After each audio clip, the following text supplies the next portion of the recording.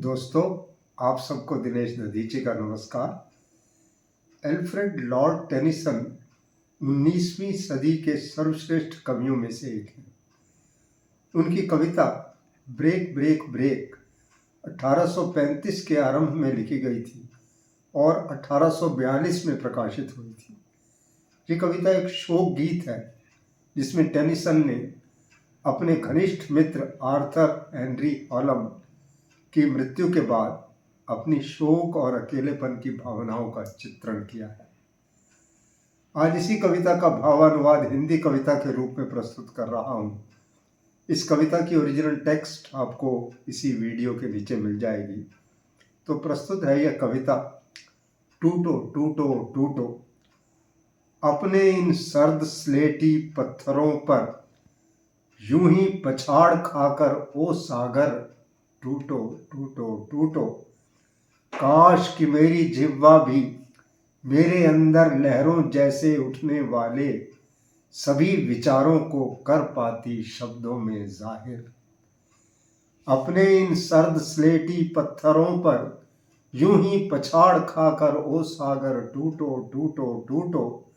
काश कि मेरी जिह्वा भी मेरे अंदर लहरों जैसे उठने वाले सभी विचारों को कर पाती शब्दों में जाहिर। मछुआरे का बेटा खेल रहा है अपनी बहना के संग, खेल खेल में चिल्लाता है वो मल्लाह का लड़का, सागर तट पर नौका में बैठा मस्ती में गाता है, मुझसे तो बेहतर हैं दोनों। मछुआरे का बेटा खेल रहा है अपनी बहना के संग, खेल खेल में चिल्लाता है वो मल्लाह का लड़का, सागर तट पर नौका में बैठा मस्ती में गाता है, मुझसे तो बेहतर है दोनों।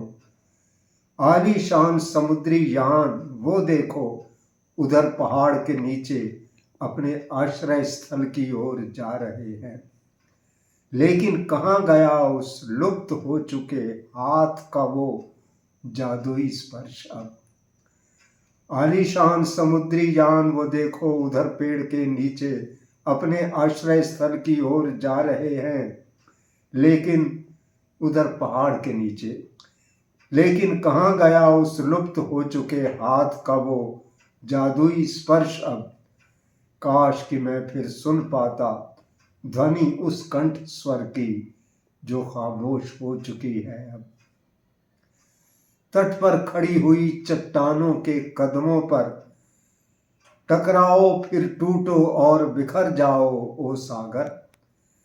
तट पर खड़ी हुई चट्टानों के कदमों पर टकराओ फिर टूटो और बिखर जाओ ओ सागर।